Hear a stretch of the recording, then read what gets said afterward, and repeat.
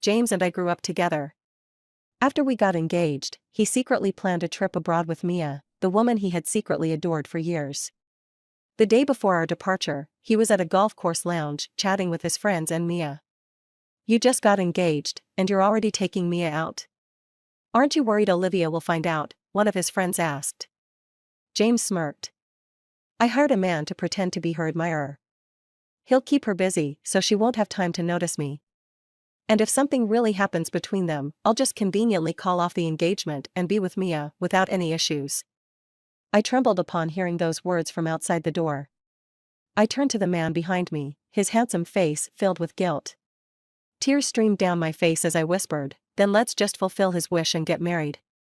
But as I was preparing for the wedding, James knelt in front of me, pain in his voice. "Olivia, I was wrong. Please don't marry him."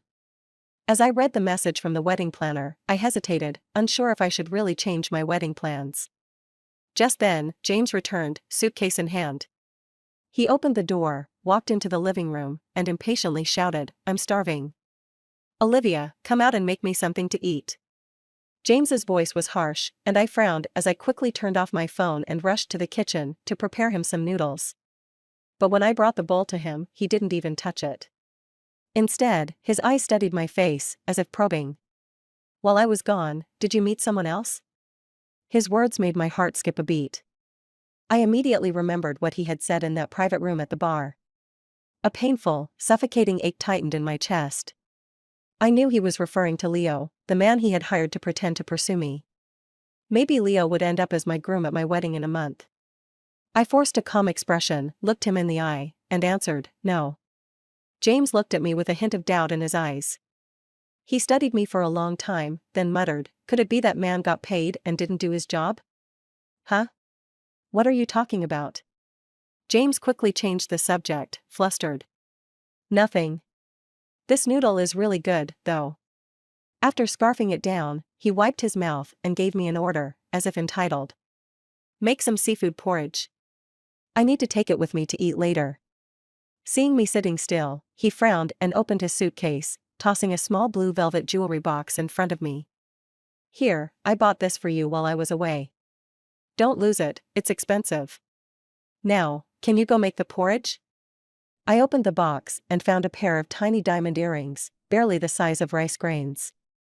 Before I could close the box, James impatiently grabbed me by the arm, yanked me out of my chair, and pushed me toward the kitchen. "Hurry up, I have things to do later," he said. "If the other party decides not to sign the contract because of the delay, the company's loss won't be something you can handle." Since James's company had gotten on track, he'd been saying things like this to scare me. I watched the shrimp boiling in the pot, a wave of sourness rising in my chest. How laughable that someone who's allergic to seafood would now be making seafood porridge. When I handed him the thermos with the porridge, he looked at it with disdain. "What took you so long?" he grumbled, then quickly left through the door without even looking back. I stared at the burn on my wrist, a bitter smile creeping up on my face. I was about to find the first aid kit when I accidentally saw a receipt on top of his open suitcase.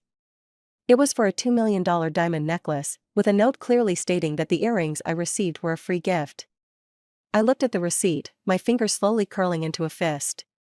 The bitterness inside me grew, so sharp I couldn't even feel the pain in my wrist anymore. I opened my phone to distract myself and happened to see a new post from Mia. She was holding a bowl of seafood porridge, smiling happily at the camera. The diamond necklace she wore was unmistakably visible.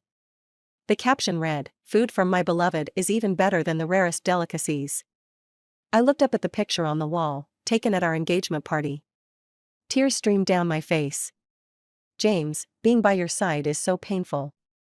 James, who lived in the villa next door, had grown up with me. He was handsome and smart, always ranked first in our grade. As a child, I admired him greatly, especially since I was always the one falling behind. In our senior year of high school, I studied day and night, determined to get into the same university as him. Finally, on the day of our graduation, I mustered up the courage to confess to him. He was drunk, his gaze lingering on me for a long while. Just when I thought he would reject me, he said, "Okay, let's date now." Before I could even process it, he pulled me into his arms, his warm lips pressing against mine, and I was instantly lost in the kiss. Because of that kiss, even when James rejected his family's help and rented a basement apartment, I willingly stayed by his side, enduring hardship. During his startup phase, some mutual friends advised me, James likes someone else. He's just passing time with you, don't let yourself get hurt. But I didn't believe them. I put my heart into it, hoping that the years of companionship would earn me his real love. In the end, I lost that bet. On the day of our engagement party, after James received a message from Mia, he immediately left without saying a word. He left me, who was on stage toasting the guests, without a second glance. I could feel the sympathy in the eyes of the people around me as I held back tears, saying, he had an urgent matter at the company. When I got home and sat down, I couldn't help but stare at his new Instagram post all night. A pair of intertwined hands in the photo burned my eyes with their painful truth. Since then, James's comings and goings became more and more unpredictable. After showering, he'd go straight to the study. I stood outside the door, clearly hearing laughter from within. I pretended not to notice and asked James what he was doing in the study all night. He shot me an annoyed look and said coldly, "You're too dumb to understand, so don't ask about my business anymore." Those words sank deep into my heart, and my mood grew even darker. As I was chopping vegetables, I absent-mindedly cut my finger. Looking at the deep wound, James had no choice but to leave his study and take me to the hospital for stitches. When I opened the passenger door, I saw a bunch of stuffed toys and cute stickers in the car. My nose twitched, and suddenly I remembered the soft keychain I had left in the car once. He had seen it and immediately thrown it in the trash in disgust. Seeing me looking at him now, he quickly moved the toys to the back seat and said, "Now you can get in." I tried to ignore the sickly sweet scent of the stuffed animals and was about to get in when his phone rang suddenly. "Are you hurt?" "I'll come over right now." He frowned and looked at me. "Go to the hospital yourself. I have something to take care of." I watched the car disappear quickly from my sight, and suddenly, my eyes stung with pain. After the treatment, I unexpectedly saw a post from a mutual friend on Instagram. I used the location tag and found the golf course. Inside the private room, James had Mia in his arms, and the tenderness in his eyes was something I'd never seen before. Before I could even feel sad, I heard him say something in the lounge. The stranger James had hired was standing right behind me. He looked at me with concern in his eyes. "Don't be sad." James didn't come home again that night. The next morning, as dawn broke, the vibrating sound of my phone woke me up from my sleep. As soon as I answered, James's commanding voice came through the phone. "Make a few of your best dishes right now, and deliver them to the address I sent you before noon." Before I could speak, James quickly hung up the phone. I stared at the storm outside, and while driving, I nearly had an accident multiple times due to the blurry visibility. After buying the ingredients, I didn't stop, hurriedly cooking 4 dishes and packing them into thermal boxes. When I finally arrived at the hotel room James had sent me, drenched in sweat, and knocked on the door, it was Mia who answered. She was wearing a bathrobe, and her neck was covered in red marks from a night of indulgence. Mia smiled brightly as she took the thermal box.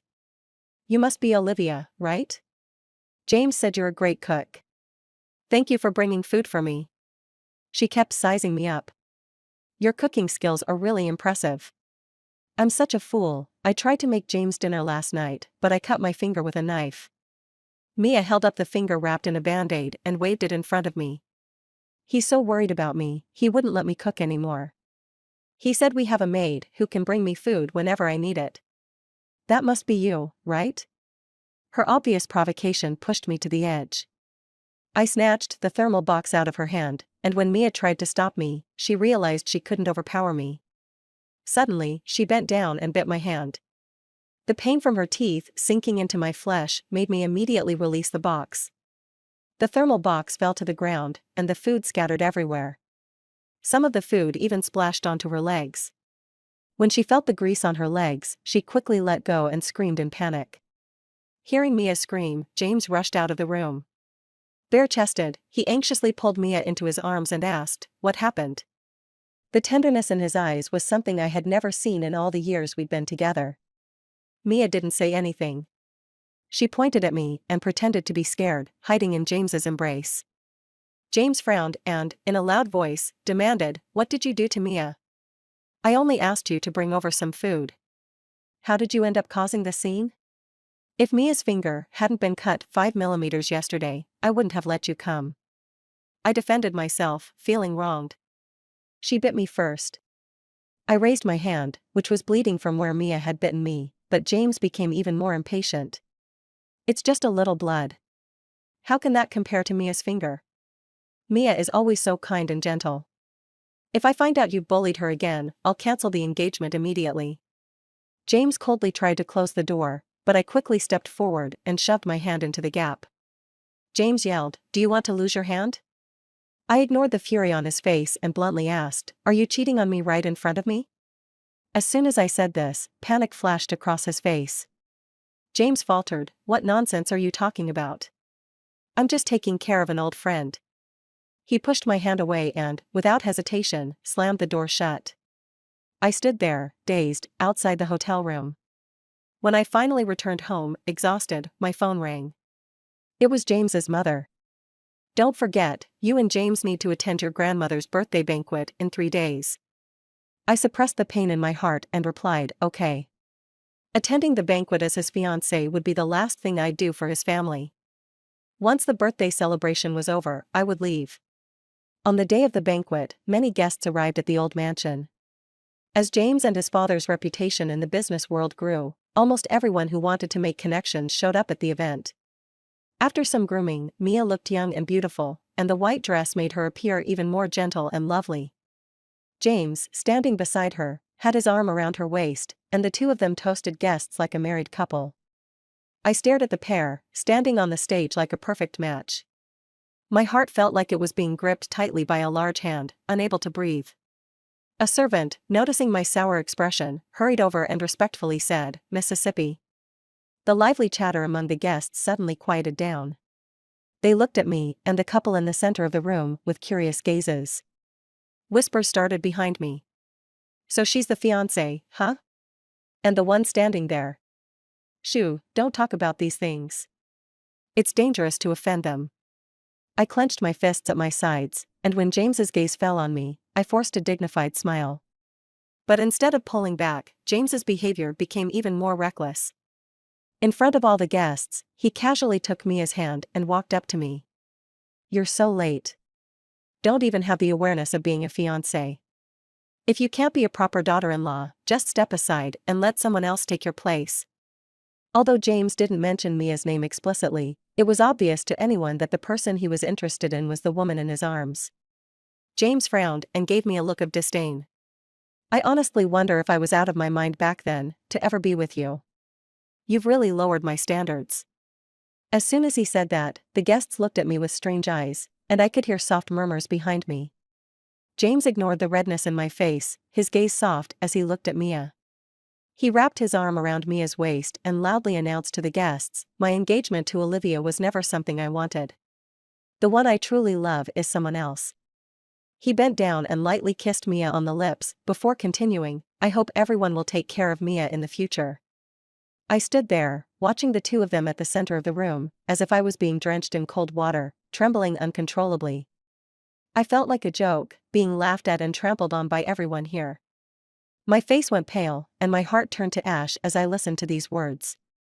In that moment, all the love I'd held for James over the years instantly shattered, disappearing without a trace.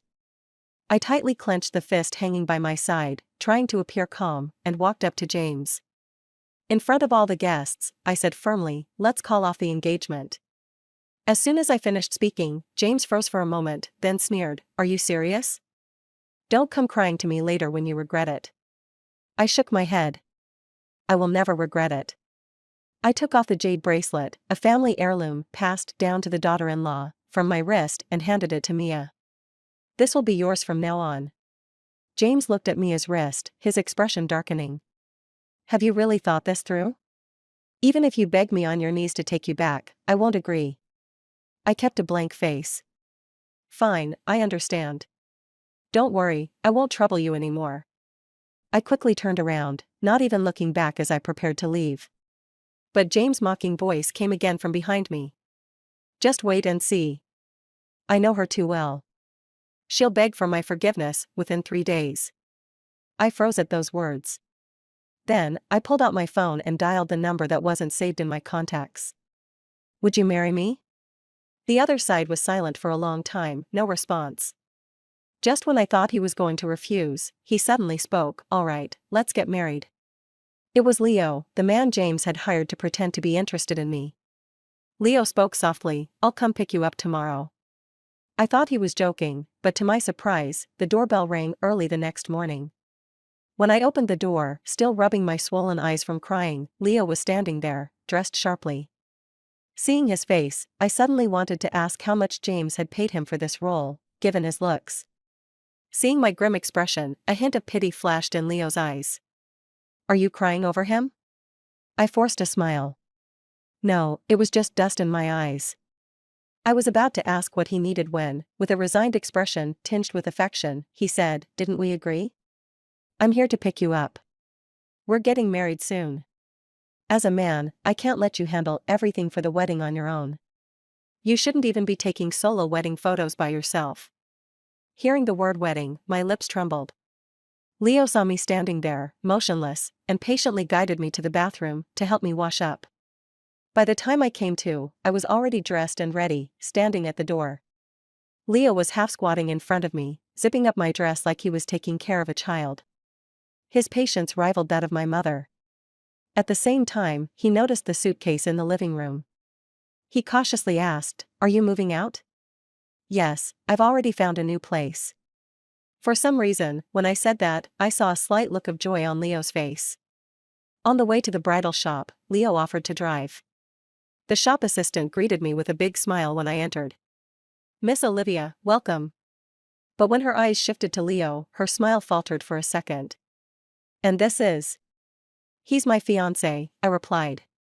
Then Mr. James?" "I've broken up with him." I clenched the hand by my side, trying to appear calm. "You can contact him for anything related to the wedding from now on." Just as I finished speaking, a familiar voice came from inside the shop. "Do you have any new wedding dresses?" Mia asked, dragging a massive skirt behind her as she walked out. Behind her was James, the man I had broken up with the night before. Now, I finally understood the complex smile on the assistant's face. When James saw us in the bridal shop, he froze for a moment, then a smug grin appeared on his face. "You're already regretting it after just one night, huh? You even followed me to the bridal shop. I warned you that breaking up would be easy, but getting back together would never be that simple." Seeing me standing silently, James arrogantly continued, "Today's Mia's birthday. I came here with her to take some wedding photos, to fulfill her wish. Don't make a scene and embarrass yourself." At those words, my gaze changed. When I first got together with James, his handsome face and wealthy background often attracted women who threw themselves at him. I used to argue with him over these things all the time. But now, having given up on him, I just coldly watched him ramble on. "Are you done?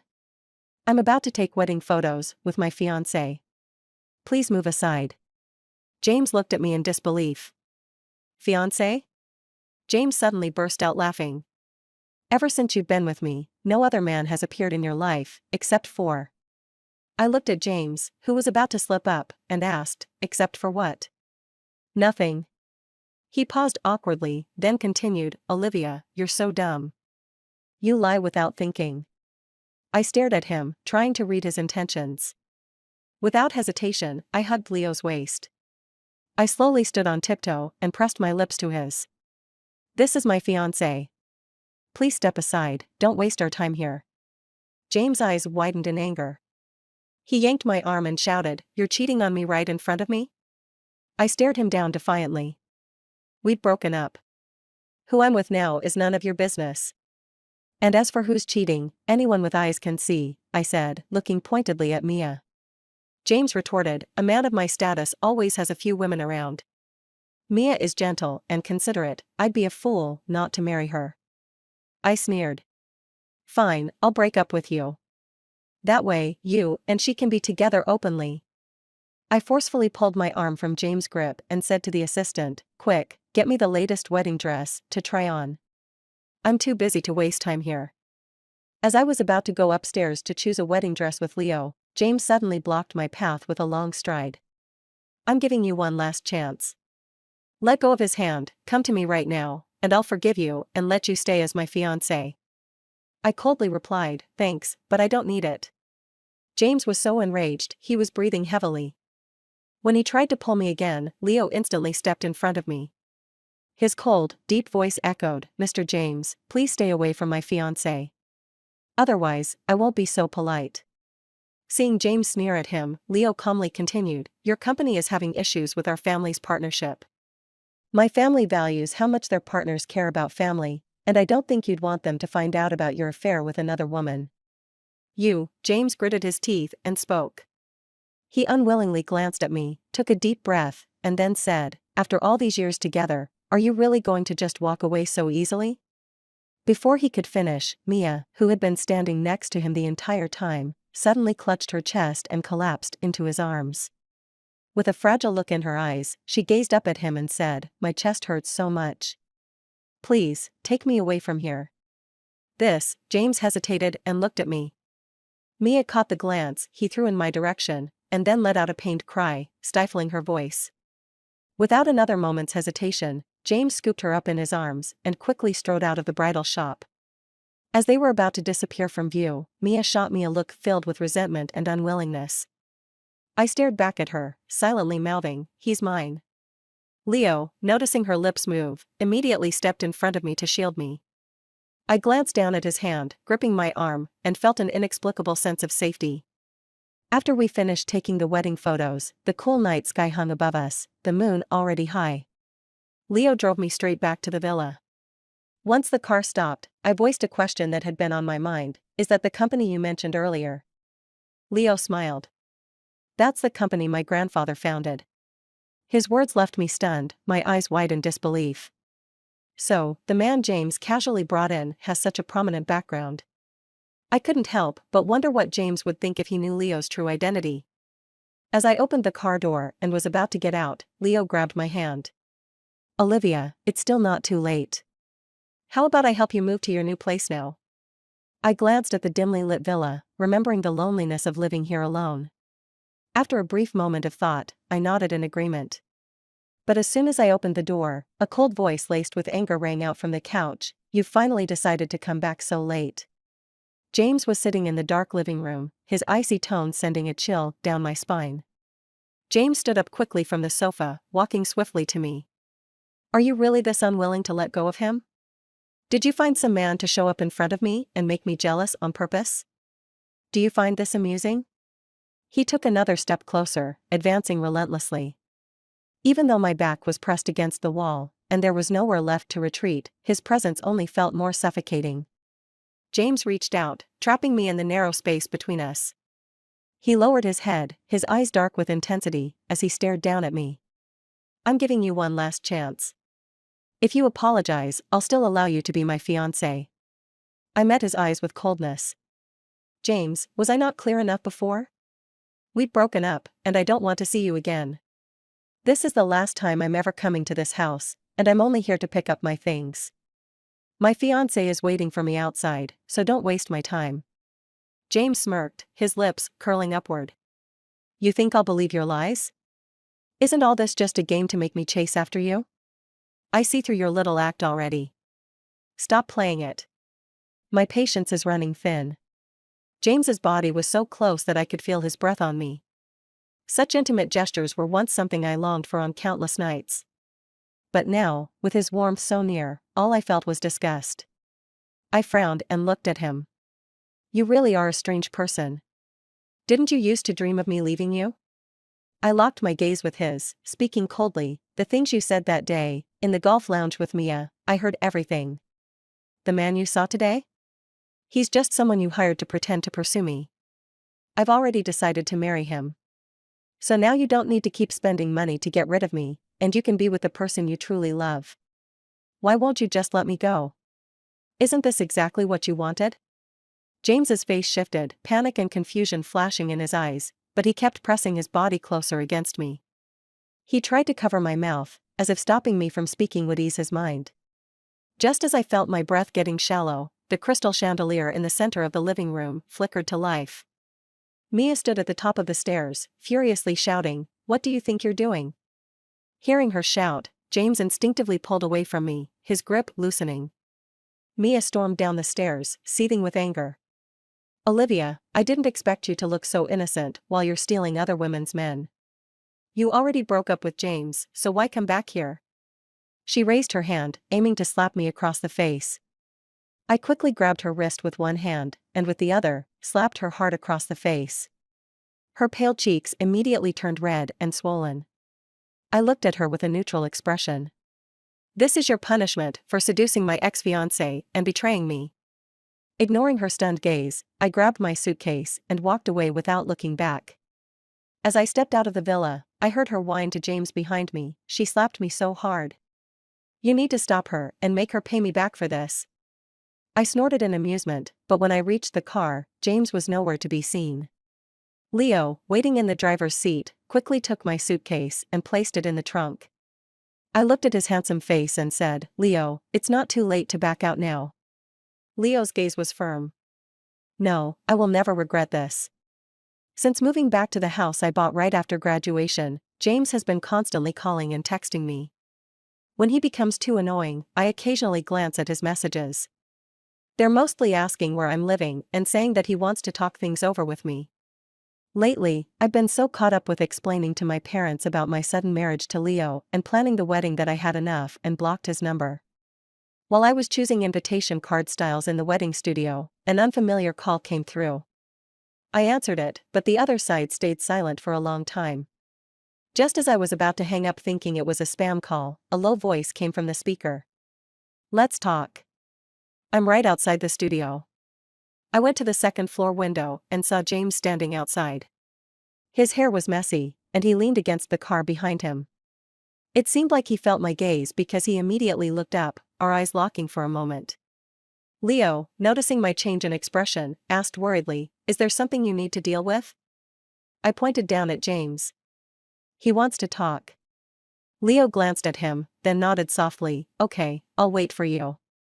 James was visibly excited when he saw me come downstairs. Suppressing his emotions, he wordlessly grabbed my arm and led me to a nearby cafe. It had only been 2 months since we last saw each other, but he looked so much more worn out. The dark circles under his eyes made his face look drained and dull. After a long silence, his first words were, I regret it. He looked guilty. I used to hurt you for people who weren't even worth it. I was such an idiot. After you left, I realized I really can't live without you. I've gotten so used to having you by my side, wherever I am, whenever I need you. Turns out, I've always loved you. I didn't cherish you before. Please come back to me. I promise I'll love you wholeheartedly from now on. I stared at him, expressionless, then remembered the message from a mutual friend. A few days ago, James and Mia had a public argument, and for some reason, he ended up hitting Mia. He even spent a few days in the police station afterward. When he got out, Mia was nowhere to be seen, but he often posted on Instagram, talking about how much he missed me and even sharing pictures of those little couple trinkets I'd once bought. I looked at him coldly and said, Sorry, I can't do it. As I stood up to leave, James grabbed my arm. Are you really going to throw away the years of our relationship so easily? I pried his hand off. You were the one who betrayed me first. I walked out of the cafe without a second glance, only to see Leo standing by the door. I looked at him, confused, and asked, What are you doing here? Leo took my hand with practiced ease and replied, I was worried he'd hurt you. The sincerity in his eyes didn't feel fake. Spending time with him these past weeks, I had felt warmth from him that I had never known before. It was a warmth that came with a sense of familiarity. For a moment, I couldn't tell if he really had no feelings for me at all. Leo noticed I was staring at him blankly. He smiled and gently patted my forehead. What are you thinking about? I was wondering if we had met before. Leo smiled without answering, but the joy in his eyes grew stronger. He changed the subject. When the time is right, I'll tell you everything. For now, let's go deliver the invitations. On the day of the wedding, when my parents learned what James had done to me, they used their long-established reputation in the business world to invite many political and business elites. The wedding was even grander than I had originally planned. They simply wanted to vent their anger on my behalf. When it came time for the ring exchange, James suddenly burst through the doors from somewhere. He had dressed himself up in a well-fitted suit, looking completely different from the man I had seen that day. He gazed at me with deep affection. "He's just a substitute I hired. Don't let him fool you. He has no real feelings for you, and you won't be happy with him after marriage. Please, give me another chance. I'll prove my love for you with my actions." I glared at him coldly, ready to tell the security to throw him out, when a disheveled woman rushed in. She grabbed James by the collar and shouted, "Didn't you say I was the one you loved the most? Come with me. Let's get married." James shoved Mia away in disgust, scowling as he cursed, "You filthy woman who's slept with other men, who's already aborted countless children, and hid these dirty things from me, cheating me out of so much money. You're not worthy of me. Get lost." Mia screamed in madness, "I'm not leaving. I don't believe you really want me to go." She turned her gaze to me. "It's her, isn't it? She's the one seducing him. Filthy bitch. If you die, no one will fight me for James." She suddenly pulled out a fruit knife and lunged toward me. Leo, reacting quickly, grabbed my hand and tried to run, but the long train of my wedding dress tripped me, and I fell to the ground. As I desperately tried to get up, the knife was already in front of me. I froze in place in sheer terror, squeezing my eyes shut. I expected to feel a sharp pain, but after a few seconds, there was nothing. Nervously, I opened my eyes and saw James standing beside me, blocking the knife. The blade was deeply embedded in his shoulder. Mia screamed in anguish, "Why are you saving her?" Before she could finish, a sharp voice rang out, "Freeze! Drop the weapon." The police quickly took control of the scene, putting handcuffs on Mia and rushing James to the hospital.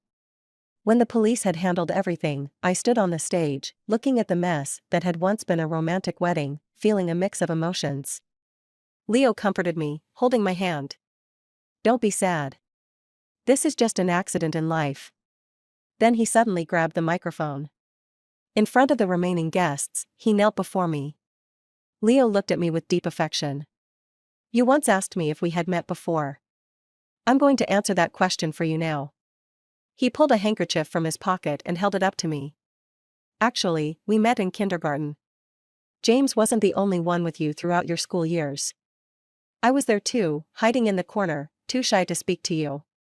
When you used this handkerchief to wipe the dust off my scraped knee, that was when I fell in love with you. I only worked for James because I didn't want you to get hurt. I've always been sincere with you."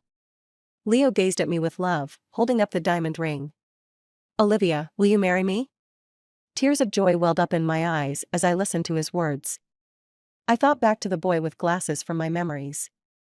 Wiping the tears from my eyes, I choked out, "I do." With the blessings of the crowd, I completed this imperfect but unforgettable wedding. 3 months after the wedding, I heard from a friend that Mia, who had just been released from prison, had gone to find James again. They were having an argument in the street when a runaway train crashed into them, killing both of them instantly. Sitting by my bed, I felt a mix of emotions.